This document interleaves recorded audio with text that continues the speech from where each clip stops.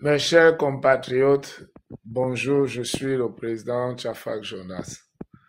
J'ai suivi le discours de Kamto au lendemain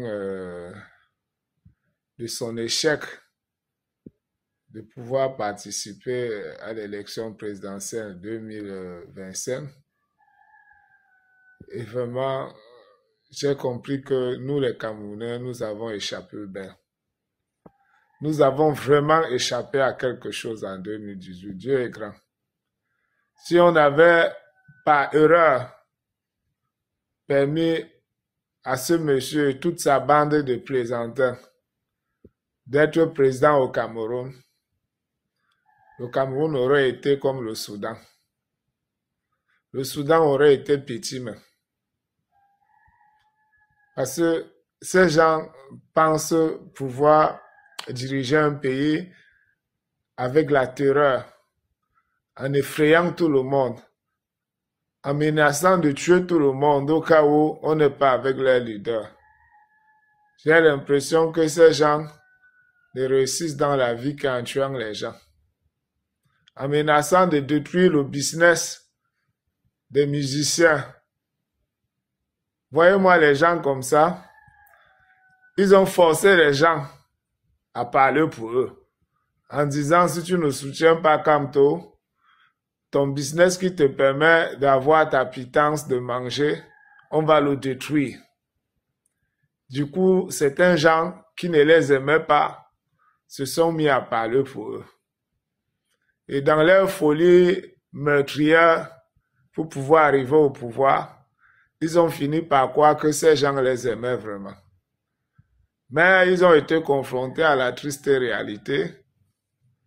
Lors du Conseil constitutionnel ici, ils ont vu qu'il n'y avait personne dehors.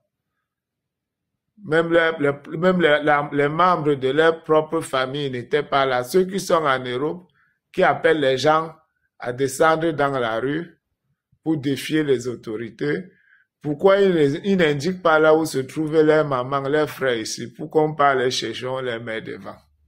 Si eux ne peuvent pas venir. Ils ont les frères au Cameroun, non? Même Gachou qui est caché au Sénégal dans une chambre, qui bavarde ces bêtises qui bavardent là. Pourquoi ils n'indiquent pas aux Camerounais, ils ne donnent pas le numéro de ses frères et sœurs et mamans, pourquoi on va les chercher pour les mettre devant? Donc eux, ils sont faits pour activer les gens sur les réseaux sociaux. Et c'est d'autres qui sont faits pour aller se faire massacrer. Ils se sont donné le beau rôle. Hein? Le beau rôle, c'est pour eux. Et ils envoient les autres au casse-pipe. Mais ils ont... Je comprends quand les Bassas disent que pendant le maquis, eux, ils les avaient utilisés pendant qu'ils se faisaient tuer en brousse, et ils se faisaient de l'argent. Parce que eux, ils s'octroient toujours le beau rôle. Hein? Le sale boulot, c'est pour les autres. Eux, ils sont trop intelligents. Ils doivent rester que sur les réseaux sociaux. Vous partez vous faire massacrer pour qu'ils viennent régner, pour vous appeler après des feignants et que c'est eux les grands travailleurs. Sauf que cette fois-ci, les Camerounais ont compris votre jeu. Monsieur Kamto, on ne gagne pas un combat en refusant de participer à ce combat. Ça, c'est une règle élémentaire de toutes les batailles. Donc, ce que tu racontes là, que si tu étais parti aux élections législatives et municipales en 2020, ça aurait permis au pouvoir en place de te détruire.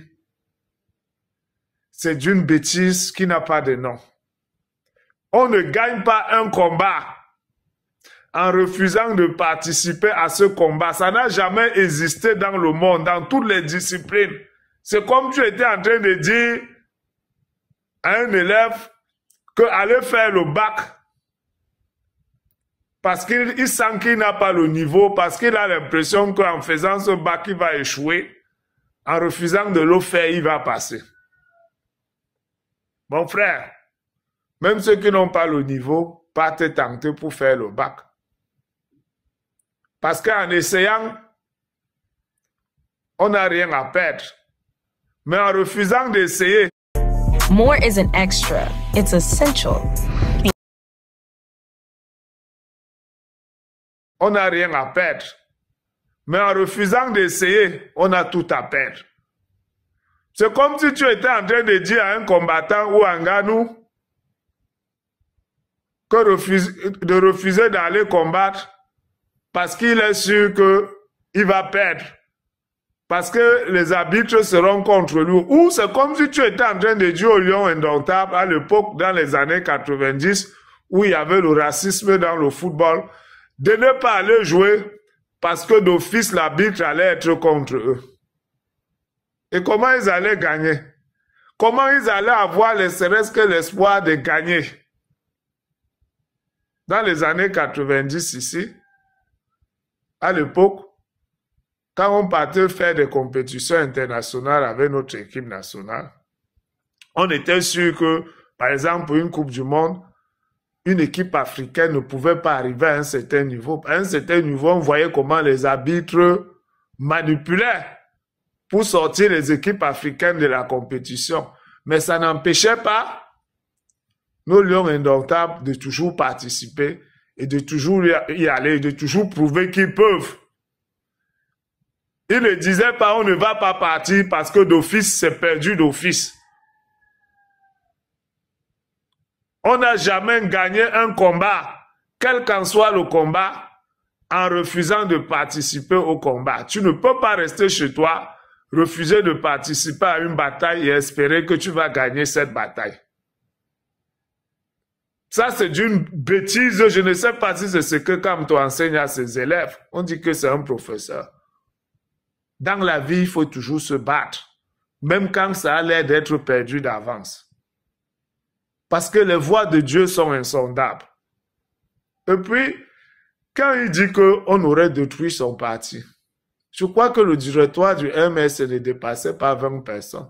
Donc, il est incapable de maîtriser 20 petites personnes.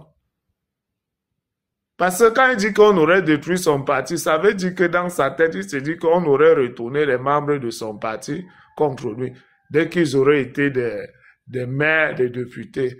Monsieur Kamto, tu dois savoir qu'il n'y a personne qui vient sur cette terre pour faire de toi une grande personne au détriment de sa propre personne. Si tu crées une entreprise qui ne profite qu'à toi seul, je suis sûr qu'à la fin, tous les membres de cette entreprise vont t'abandonner avec. C'est comme si tu étais en train de dire que tu as ton entreprise, les gens travaillent pour toi, tu ne les payes pas, et c'est toi qui profites de tout ça seul, toi et ta famille. Tu ne peux pas être avec les gens, tu les interdis d'avoir des ambitions, tu les interdis aussi de gagner, parce que c'est en cherchant l'intérêt personnel qu'on atteint l'intérêt général. La bonne charité commence par soi-même. Gatorade Zero has the #1 proven electrolyte blend. Général, la bonne charité commence par soi-même. Tu ne peux pas refuser aux militants de ton parti d'avoir des postes qui vont leur permettre aussi de se développer dans leur vie et penser toujours qu'ils vont rester avec toi. La preuve, c'est qu'en refusant d'aller aux élections en 2020, tu t'es toi-même tiré une balle dans le pied, puisque tous les membres, la majorité des membres de ton directoire, qui étaient des maillons forts, t'ont lâché. Tu te retrouvais tout seul, dans un train que toi-même tu as fini par abandonner à la fin. Et à la fin, tu dis que tu voulais partir aux élections législatives et municipales, mais le RDP s'était encore empêché d'y aller pour pouvoir avoir des députés. Mais ça n'a pas de sens. Comment tu peux refuser d'aller en 2020 pour avoir des députés sous prétexte qu'on allait te détruire? Et après, vouloir y aller pour avoir les mêmes députés. En politique, on doit anticiper. Donc toi, ayant travaillé dans ce gouvernement, tu ne connais pas comment ce gouvernement fonctionne. Est-ce que c'est la première fois qu'on programme les présidentielles avant les législatives? Tu devais anticiper tout ça. Tu ne connais pas la politique, mon cher. Tu es un monsieur, toi et toute ta bande, vous ne prêchez que la mort. En commençant par toi, jusqu'à tous les petits tintins qui te suivaient derrière sur les réseaux sociaux. Vous n'avez que le langage de la mort, de la destruction, de tuer. Voilà tout votre langage. Et l'autre jour, on a remarqué que à la vue d'une seule arme, tu entres en panique. Mais tu encourages les enfants des gens. Comme pour toi, les autres, leur vie n'a aucune valeur. Tu prétends pouvoir sauver les gens, mais ces mêmes gens, tu les jettes entre les bras de force de l'ordre. Tu fais d'eux des chiens à canon pour pouvoir arriver à la présidence. On a vu ça l'autre jour. Et tu parles de l'argent que tu as pris à tes militants. Tu es d'une roubladiste, tu es un escroc même en fait. Tu dis qu'on a fait les dépenses. Après tu dis on va vous rembourser. Comment tu vas rembourser les gens si tu as déjà fait les dépenses? Tu vas rembourser qui et laisser qui? Puisque l'argent que tu as pris ne suffit plus. Donc c'est clair qu'il y aura des gens qui n'auront plus leur argent. Puisque tu commences en disant qu'on a fait des dépenses et après tu dis on va rembourser. C'est clair que tu ne vas rembourser personne. Ça c'est encore des paroles politiques. Tu as escroqué tes militants. Ce que tu avais d'abord pris en 2018 avec Survival, tu as remboursé.